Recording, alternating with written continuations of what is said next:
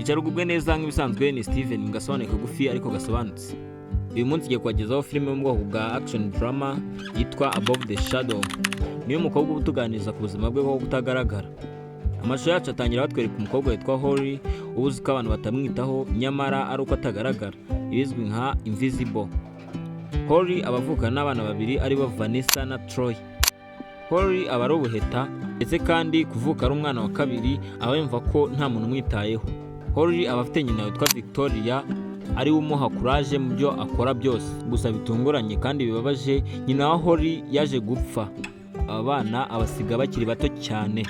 Uyu Holly avuga ko ubuzima bwe aribwo bwatangiye guhinduka bubi cyane. Holly akomeza guhura n'akababaro gakomeye cyane ndetse ni nabwo atangira kwibwira ko abantu batari kumubona kuko wabwiye wese abona atamwitayeho. Iwabo yaba se yaba abana bavukana Vanessa na Troy nta numwe ubibona ko amwitayeho. Ibi ni nako biba bimeze ndetse no mu ishuri. Holly gahoro gahoro agenda avumbura ko atagaragara ndetse ubwo yabonaga no mu mafoto yifotozanya n'umuryango we abonye ko atajemo. Twese cyane kandi bahita batwereka Holly yaramaze kwiyakira ko atagaragara ubwo aba yaranakuze yarabaye umuntu mukuru. Holly kandi kuko abazi ko atagaragara yandika ku muryango we ngo abamuzaniye ibiryo babisige hanze kuko abazi ko n'ubundi batari mumubone. Ibi biba bimufasha kugira ngo atagira uwakanga ku buryo n'umuzaniye ikintu asona akamuha amafaranga akikomereza. Holly kandi uyu aba afite akazi ko kuba paparazi, akoresha imbaraga ze zo kutagaragara akinjira mu birori cyangwa se ahantu hakomeye akifatira amafoto. Nubwo Holly aba atagaragara ariko ntivuze ko adakumbura umuryango we, bituma rimwe na rimwe asubira mu rugo kureba uko bameze. Musaza we Troy aba akiba mu rugo aho akorera umurimo we wo gufata amashusho. Mukuru we Vanessa we aba yarashatse umugabo, naho se we aba asigaye agurisha inzu. Umuryango wabo ufite iminsi ijya uhura ugasangira buri wa gatanu ndetse Holly nawe akaza nubwo baba batamubona. Ushobora gutekereza ko imbaraga zo kutagaragara zaguha ibyo wifuje byose, ariko Holly aba yigunze cyane, rimwe na rimwe agenda yambaye ubusa. Umugoroba umwe ubwo Holly yari ari mu kazi ke k'ubupaparazi muri club, tungurwa cyane n'ibonsa rimubona rikahita rimujugunya hanze. Holly agerageza kuvugisha abandi bantu ariko bo ntibamwumve. Holly agera mu rugo agatangira gukora ubushakashatsi, aza gusanga iri bonsa ryamubonye riba risanzwe rimuzi. Umusore aba yitwa Shane. Holly aba yarafashe Shane amashusho ari guca inyuma umukunzi we, kandi Shane aba yarindwanye kuva kera kuko yarwanaga mu marushanwa ya MMA ndetse kandi aba yarakundanye n'umukobwa w'umusitari uba witwa Juliana. Kubera rero aya mashusho Holly aba afashe Shane ari guca inyuma umukunzi we, bituma atangira kujya atsindwa mu mirwano ndetse nyuma aza no gutandukana n'umukunzi we. Ubwo ari byo bituma kariyeri ya Shane iza kuba mbi cyane. Holly ibi biramubaza cyane kuba yarangije ubuzima bw'uyu musore Shane, bituma asubira kuri ya club yabonyeho Shane kugira ngo amusabe imbabazi. Gusa Shane aba yaramwanze cyane bitewe n'ibyo yamukoreye. Holly akomeza kumwinginga cyane ngo amufashe kwisuganya, gusa Shane n'ubundi yari yabaye ibamba. Holly bitewe n'uko yari azi imbaraga ze zo kutagaragara ibizwi nka invisible, yamusabye iminota 5 ngo amwereke icyo ashoboye. Nyuma gato Shane aramwemerera, binjirana mu kabari ngo bajye kureba manager wiwe. Holly ahita ajya ku ruhande agatangira gusoma ubutumwa buba buri muri phone ya manager kuko batamubona n'ubundi. Holly abwira Shane ko uyu manager wiwe ari umubeshyi ndetse ko ashaka kumwishyura udufaranga duke ugereranije n'aho yaba yarwaniye. Nyuma gato Shane na Holly basubira hanze, maze Shane wari wumiwe cyane abaza Holly ibyari biri kuba. Maze Holly ahita abwira Shane ko ari invisible, muri make ataboneka. Shane rero ntiyabyemeye. Holly mu kumwemeza ajya hagati mu muhanda imodoka imugonge. Shane nawe akaza akamukura mu muhanda ngo reke kwitambika mu muhanda. Gusa bitangaje umushoferi nyamara atuka Shane akamubaza impamvu ari kwitambika mu muhanda. Shane arumirwa cyane bikamucanga.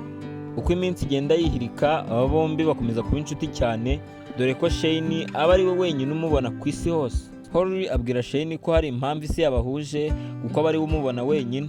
Holly akomeza kumusaba ko bakorana bagafashanya.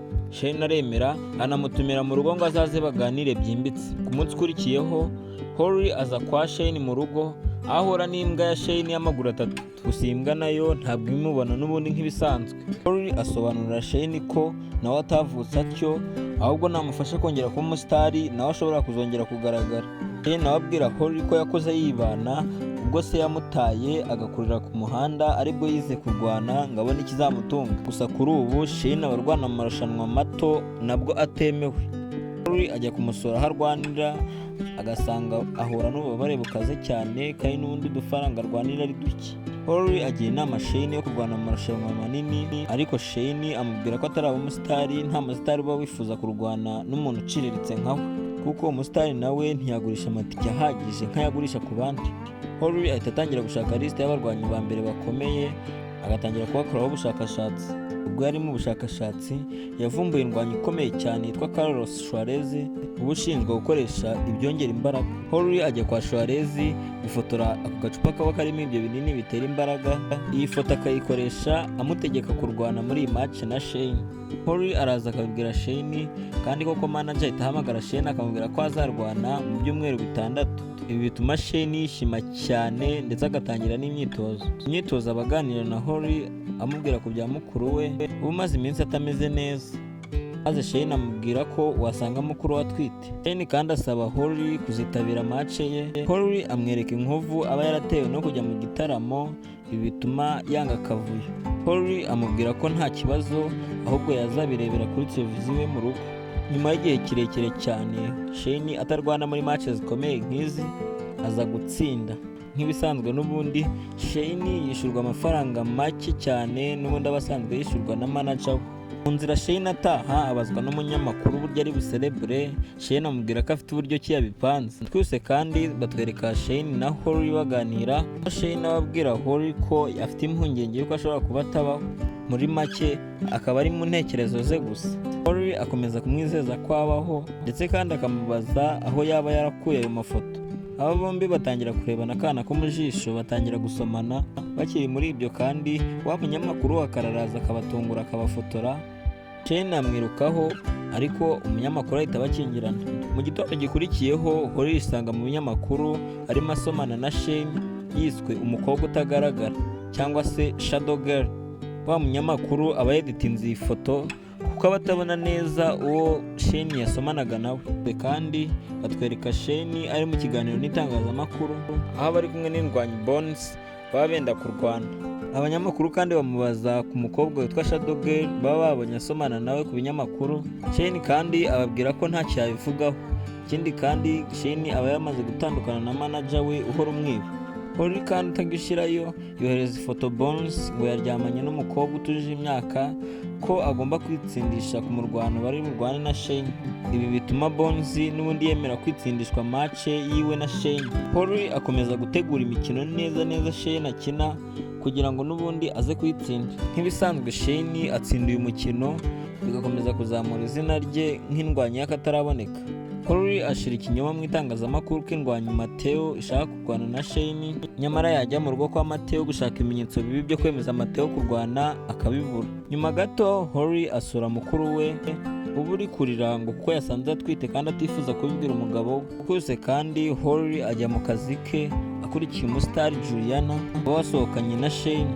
Holly ararakara cyane akahita asohoka muri bare. Shane nawe ahita amukurikira kugira ngo amubwire uko byifashe. Shane abwira Holly ko yifuza gukundana n'umuntu wa nyawe. Holly akomeza kurakara nanone agahita abwira Shane ko match zose atsinda ari uba waziteguye kandi ko abarwana nabo bitsindisha. Aba bombi bagaragara batongana cyane ndetse kandi banatandukanira aho ngaho. Umugoroba umwe mu nzu ya Holly uri kunywa inzoga nyinshi cyane asurwa na Shane. Shane aganiriza Holly ku mafoto yamufashe arimo aca inyuma umukunzi we Juliana, ko mu by'ukuri atari ibi byatumye yica kariyeri ye, ahubwo mu by'ukuri biba byaratewe n'ibintu byinshi birimo kwiyemera n'ubwo bombi bacanaga inyuma. Holly yumva ko atari we wabiteye, yatangira gusoma Shane akahita amwiyaka. Holly ararakara cyane ndetse akahita asohora Shane mu nzu ye. Ibi bituma Holly arakara aho ahita yangiza agashanete aba yarahawe na nyina. Bukeye bwaho Holly atungurwa cyane no kuba noneho atari kwibona muri miruwari. Ibi bituma ahita ajya gushaka Shane kuri gym, noneho agasanga Shane nawe ubwe ntabwo ari kumubona. Shane kandi aba ari kwibaza niba umukunzi we Juliana yaranze kugaruka kuko yabaye umustar. Twese kandi batwereka Holly ajya gusura bwa nyuma mu muryango, kandi mukuru we Vanessa aba atarabwira umugabo we ko atwite. Holly ahita atera ishoti puberi hakavamo igipimo cyo gutwita. Umugabo wa Vanessa biramushimisha cyane nubwo Vanessa aba agifite ubwoba bwinshi. Holly kandi ahita ajya gusura musaza we Troy, aho asanga areba filime y'umukobwa we yaragiye crash. Holly ateguye umukobwa mu muhanda kugira ngo umusaza we abashe kumuvugisha. Holly kandi asura papa we uba ukumbuye cyane, nyina w'aba bana. Holly asaba imbabazi papa we ngo kuko aba yarabirengagije nubwo nyamara baba batamubona. Holly kandi arahira ko kuva ubu ngubu agiye kwisubiraho, ndetse kandi Holly ahita yiruka ajya kureba match ya Shane nubwo aba adakunda akavuyo. Gusa asanga Shane arimo aratsindwa, ahita yinjira muri ringi ngo ajye gutera courage Shane kugira ngo atsinde match. Gusa Shane noneho arongera akamubona, gusa bitunguranye stade noneho yose ibiri no kumureba. Ako kanya abasekirite bahita bamufata bakamusohora hanze, ibi bituma Shane atsindwa match. Nyuma ya match Juliana yemerera Shane kujya kureba Holly.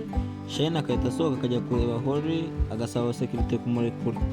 Bagahita bahoberana cyane, bagatangira kubwirana amagambo meza. Nyuma y'iminsi mike Holly atungura se akajya kumusura. Filime yacu irangira Holly ariko yambira se cyane nk'abakumburanye, dore ko baba bamaze imyaka myinshi batabonana amaso ku maso. Filime nk'izi zisobanuye muzajya murazisanga ahangaha, kandi niba wayikunze wibuke gukanda subscribe cyangwa se abone, like na comment, kandi unayisharinge ku nshuti zawe zikunda filime. Nk'ibisanzwe kandi mwari kumwe nanjye Steven, mugire ibihe byiza.